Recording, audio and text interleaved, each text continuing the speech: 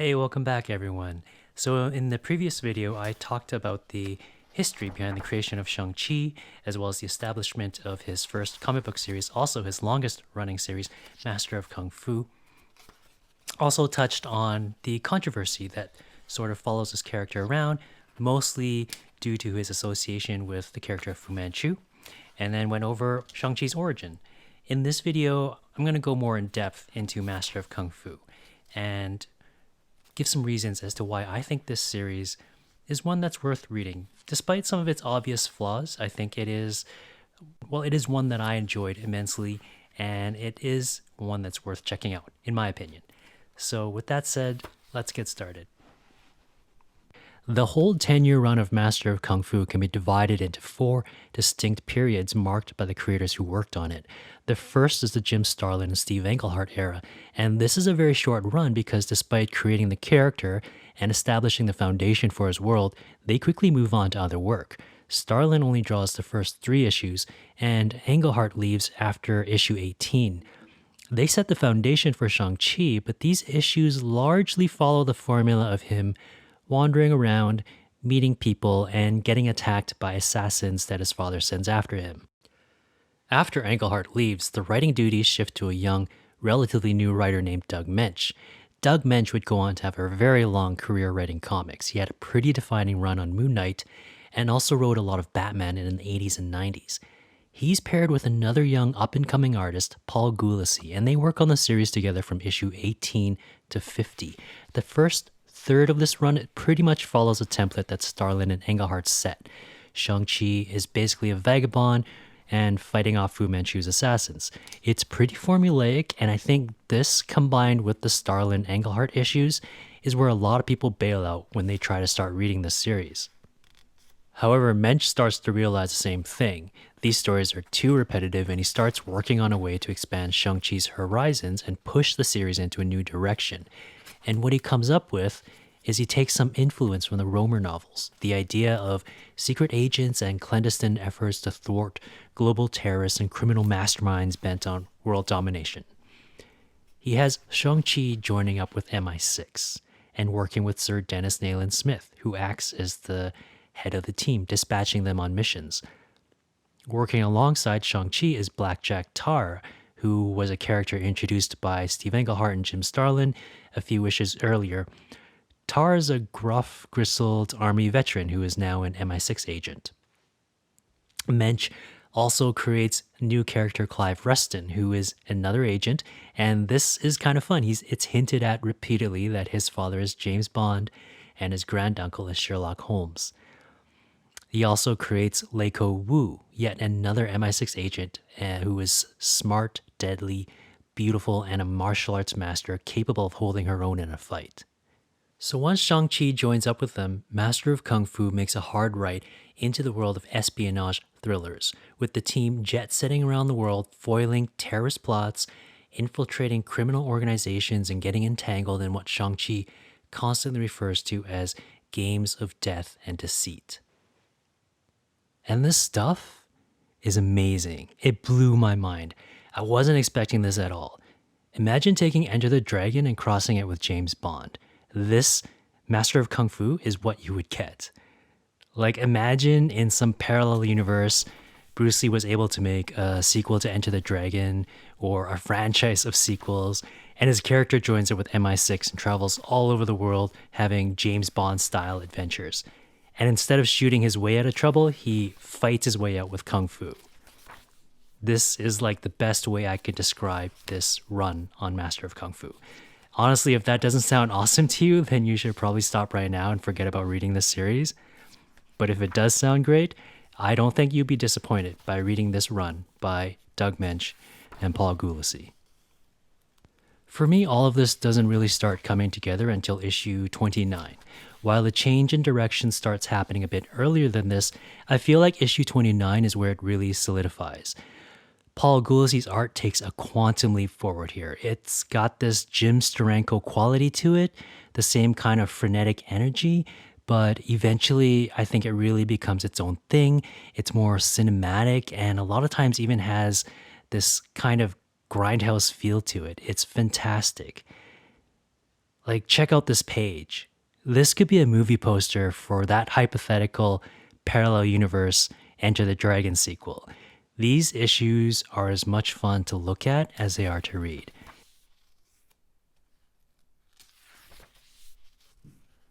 Gulasi's last issue is number 50, and Doug Mensch is soon paired with yet another up-and-coming artist named Mike Zeck. This is the third great creative run on Master of Kung Fu.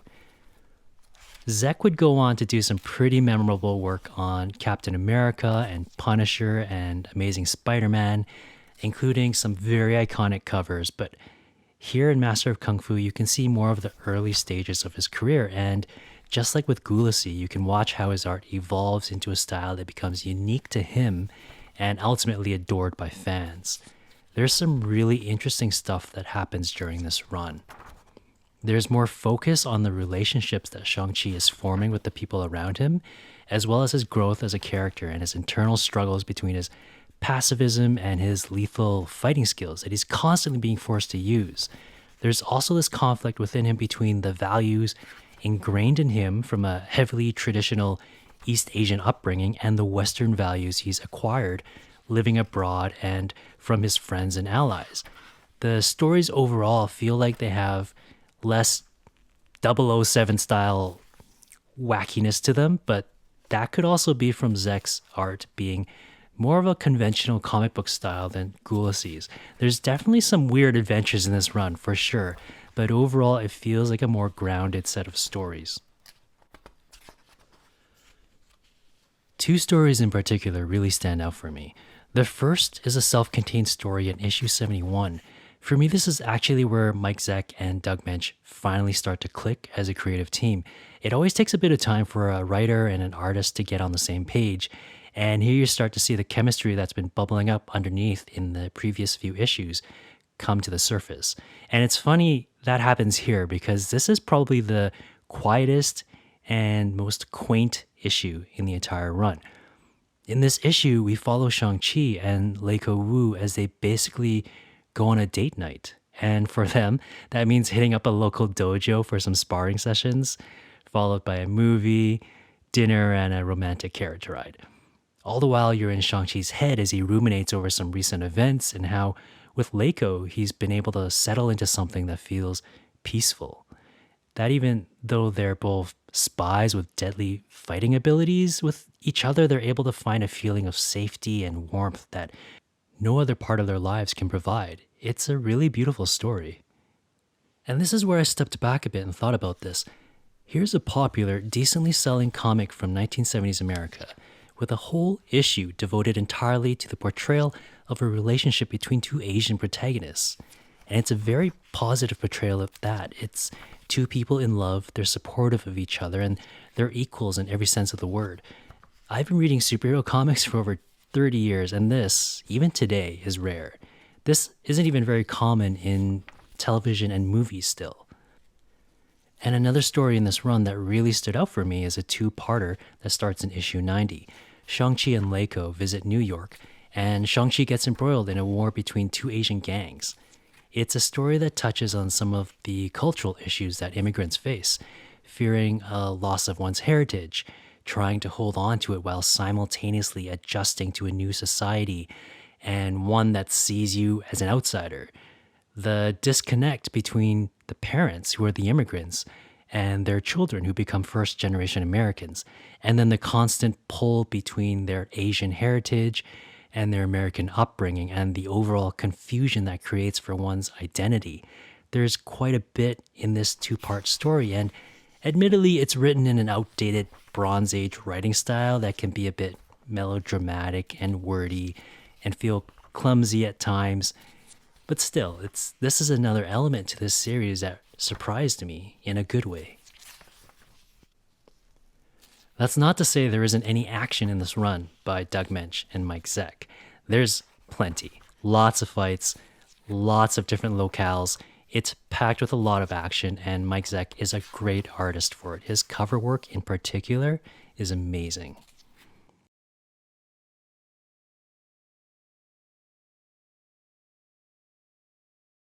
Mike Zeck ends his run as main artist with issue 101. He's followed by artist Gene Day, who takes over in the very next issue. This starts the fourth and final significant run in Master of Kung Fu. It's a partnership between Doug Moench and Gene Day that, for some people, rivals the quality of the Moench and Gulasi years. For myself, I still prefer the Gulasi era, but this ranks as a very close second. Gene Day was actually the inker for a good chunk of Mike Zeck's run as penciler, so it was a pretty smooth transition. But he did infuse the book with an entirely new energy. The art became much more atmospheric, very moody, even at times gothic. A lot of this has to do with the fact that the man loved to draw statues. Every issue he worked on had statues in it, and consequently Shang-Chi would somehow find himself in some locale that justified it. Cemeteries, castles, ancient ruins, etc. And it would add this sort of gloomy tone to the stories, and somehow it all just worked. He could also make heavy use of shadows and had very creative page layouts. There is a sense of experimentation that harkens back to Gulasi's days, but whereas Gulasi was more cinematic, Day is playing a lot more with panel design and the language of comics, the form itself. And Moench writes stories to play to these strengths. They become more pulpy, dark, gritty, and romantic. It's a lot of fun to read, and you can tell Gene Day was giving it everything he had. Now sadly, Moench and Day start to chafe under demands placed on them by editorial. For example, Marvel thought that Day's layouts were too crazy and wanted him to restrict himself to only doing 6 panels for every page. As a result, both of them end up quitting Master of Kung Fu, with issue 120 being their last one. The series peters out until issue 125 when Marvel cancels it. So is Master of Kung Fu worth reading? In my opinion, yes, definitely. And here's a few reasons. Firstly, Shang-Chi is a wonderfully broody character. He's thoughtful, philosophical, oftentimes just stuck in his own head. I think, and I say this with all affection for these characters, I think he gives the Silver Surfer a run for his money as the most navel-gazing hero in the Marvel Universe. And yet he's not always this stoic Eastern martial artist. He does feel intensely, and he shows deep affection for his friends. And he's equally capable of explosive rage when he encounters injustice. I like this character. Yeah, he starts off as a stereotype, and yeah, he is too preoccupied with his honor, which is like one of the worst Asian stereotypes, but he evolves, and I just came to just like this guy. I also really like the character of Leiko Wu. She's a strong Asian female lead, as capable a fighter as Shang-Chi. She's bold, adventurous, and while she's Chinese, she grew up in England, so she's a westernized Asian as well. And her character doesn't hinge on her Asianness the way Shang-Chi's does. And I found that refreshing to see an Asian being portrayed from this perspective. And also, I found myself impressed that I was finding this in a comic created almost 50 years ago. It's still honestly not something you see very often in comics today, especially superhero comics. Also, this series is just a lot of fun. My favorite stories are in the Gulasi era, with the Gene Day stuff following right behind it. And I enjoyed the character developments too that occurred during Mike Zeck's run on this book. Plus, this is the longest running mainstream superhero series featuring an Asian lead. And if nothing else, I think it's worth exploring for the historical significance of that, as well as for the controversies that it elicited. And that leads to the cons of the series. We do have the unfortunate inclusion of Fu Manchu. I will say this though, some of the most epic stories in Master of Kung Fu are the ones that involve Fu Manchu. Could they have accomplished the exact same thing with an original villain rather than one with the baggage that Fu Manchu brings? 100% yes. And in fact, Marvel later retcons the villain and renames him to Zhang Zhu. But still, there's really no good excuse for why Fu Manchu had to be in this series in the first place. And as mentioned before, Blackjack Tar has a recurring and annoying habit of calling Shang-Chi Chinaman. It gets addressed a few times, once with Shang-Chi getting really pissed off at him early in their relationship, and another time much later where Shang-Chi acknowledges that Blackjack, who he considers his best friend, says these things out of affection because he's a curmudgeonly old war vet who can't change his ways. It's not a great reason. Because you'd think if Blackjack really was his best friend, he'd be able to just stop calling him Chinaman.